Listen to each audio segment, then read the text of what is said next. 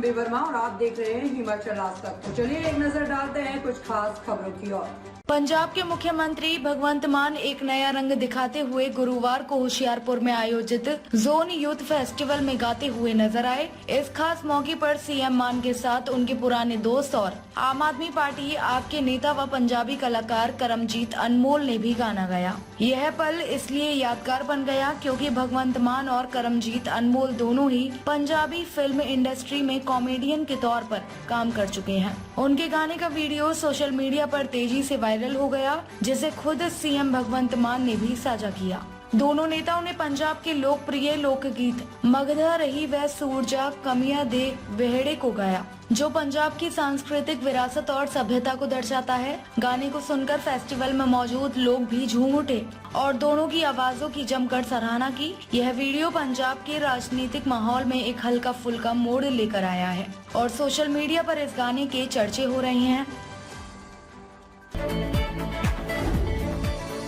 झांसी की महारानी लक्ष्मीबाई सरकारी मेडिकल कॉलेज में शुक्रवार रात एक भीषण अग्निकांड हुआ, जिसमें स्पेशल न्यूबॉर्न केयर यूनिट में इलाजरत 10 नवजात बच्चों की जान चली गई। हादसे के बाद 39 बच्चों को खिड़की तोड़कर सुरक्षित बाहर निकाला गया, जबकि 5 बच्चों के लापता होने पर परिजनों ने मेडिकल कॉलेज के बाहर हंगामा शुरू कर दिया। यह हादसा रात करीब 10:30 पर हुआ, जब एक ऑक्सीजन कंसेंट्रेटर में स्पार्किंग के कारण आग लग गई और फिर धमाका हो गया।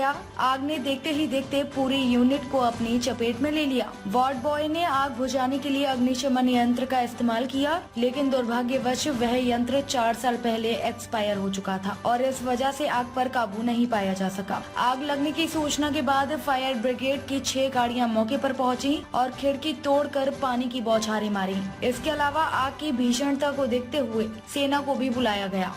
करीब 2 घंटे की कड़ी मेहनत के बाद दमकल कर्मियों ने आग पर काबू पाया। इस हादसे के बाद उत्तर प्रदेश के मुख्यमंत्री योगी आदित्यनाथ ने उच्च स्तरीय बैठक की और घटना की गहरी जांच के आदेश दिए। उन्होंने कमिश्नर और डीआईजी को 12 घंटे के भीतर रिपोर्ट देने का निर्देश दिया। वहीं डिप्टी सीएम ब्रजेश पाठक ने कहा कि इस घटना की 3 अलग अलग जांच होंगी, स्वास्थ्य विभाग, पुलिस और मजिस्ट्रेट द्वारा। यदि कोई लापरवाही पाई जाती है तो जिम्मेदार अधिकारियों के खिलाफ सख्त कार्यवाही की जाएगी। हादसे के बाद मेडिकल कॉलेज के बाहर परिजनों का गुस्सा फूट पड़ा और उन्होंने जमकर विरोध प्रदर्शन किया, जिससे स्थिति और तनावपूर्ण हो गई।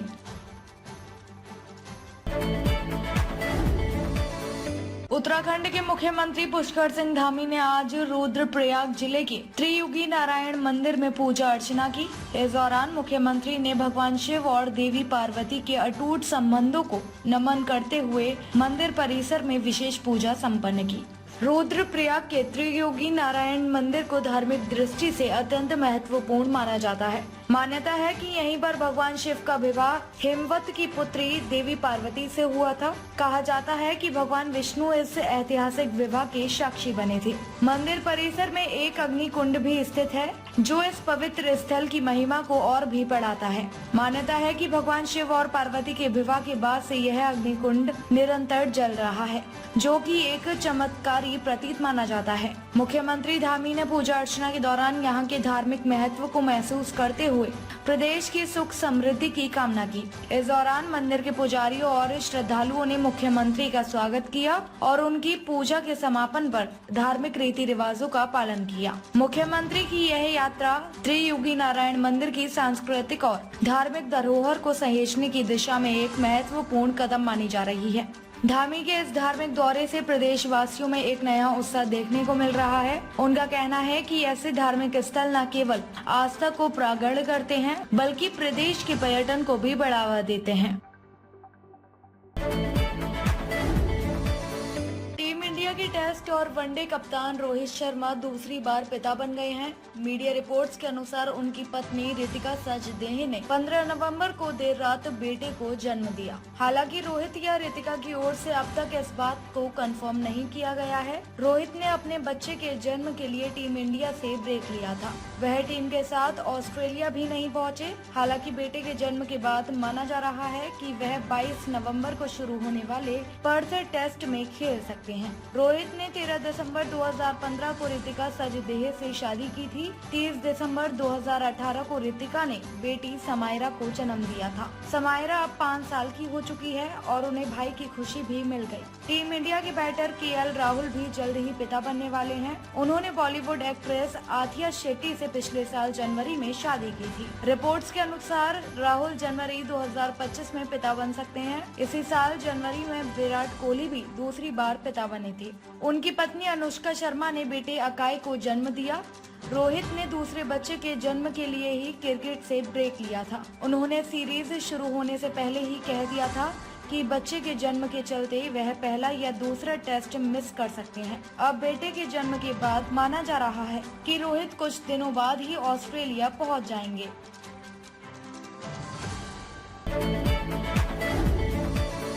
कार्तिक आर्यन की फिल्म भूल भुलैया 3 और अजय देवगन सिंघम अगेन के बीच रिलीज के वक्त हुआ बड़ा कलेश, जिसे लेकर अब टी सीरीज के मालिक भूषण कुमार ने गंभीर आरोप लगाए हैं। 1 नवंबर को दिवाली के मौके पर रिलीज हुई इन दोनों फिल्मों का आमने सामने आना किसी चुनौती से कम नहीं था और अब भूषण कुमार ने खुलासा किया है कि इस कलेश के दौरान उन्हें अजय देवगन और रोहित शेट्टी की टीम से नाइंसाफी का सामना करना पड़ा। हाल ही में एक इंटरव्यू में भूषण कुमार ने बताया, रिलीज से पहले भूल भुलैया 3 और सिंघम अगेन की स्क्रीन स्पेस को लेकर हमारी टीम और सिंघम अगेन की टीम के बीच विवाद हुआ था। मेरा मानना था कि दोनों ही फिल्में बड़ी हैं और इसलिए दोनों को समान स्क्रीन स्पेस मिलना चाहिए, लेकिन कुछ पर्सनल इंटरेस्ट के चलते यह संभव नहीं हो सका। सिंघम अगेन की टीम ने हमारे साथ न्याय नहीं किया। हालांकि भूषण कुमार ने इस मामले में थिएटर चेन को दोषी नहीं ठहराया, क्योंकि वह दूसरी फिल्म की डिस्ट्रीब्यूटर थे और उनके कुछ अलग मुद्दे थे। भूषण कुमार ने कहा, इसका खामियाजा हमें नहीं बल्कि सिनेमा घरों को उठाना पड़ा। इसके बावजूद थिएटर चेन में हमें समर्थन दिया और हम उनकी मदद के लिए आभारी हैं। इसके साथ ही भूषण कुमार ने यह भी बताया कि उन्होंने भूल भुलैया 3 की एडवांस बुकिंग शुरू करने का सुझाव दिया था, ताकि फिल्म की रिस्पॉन्स को पहले से ही समझा जा सके। सिंघम अगेन के मुकाबले भूल भुलैया 3 ने दिवाली के बाद भी शानदार 36 करोड़ रुपए की ओपनिंग की। दोनों फिल्मों ने अच्छा प्रदर्शन किया, लेकिन हमारी फिल्म की एक अलग चुनौती थी। भूषण कुमार ने इस कलेश के कारणों को भी स्पष्ट किया। दोनों ही टीमें कलेश को टालने की पूरी कोशिश कर रही थी, लेकिन रिलीज डेट बदलना मुश्किल था। हमारी फिल्म की रिलीज पहले से ही तय थी और OTT प्लेटफॉर्म्स के साथ हमारी डील्स थी, इसलिए हम इसे आगे नहीं कर सकते थे। वहीं सिंघम अगेन की टीम को भी अपनी वजह थी, क्योंकि फिल्म का विषय रामायण से जुड़ा हुआ था और वह दिवाली पर इसे रिलीज करना नहीं छोड़ सकते थे। इस विवाद के बावजूद दोनों फिल्मों ने बॉक्स ऑफिस पर अच्छा प्रदर्शन किया, लेकिन भूषण कुमार की यह शिकायत साफ तौर पर दर्शाती है कि फिल्म इंडस्ट्री में कलेश के वक्त न केवल व्यावसायिक बल्कि व्यक्तिगत कारणों का भी ख्याल रखा जाता है। देश दुनिया की खबरों को देखने के लिए बने रहे हिमाचल आज तक के साथ।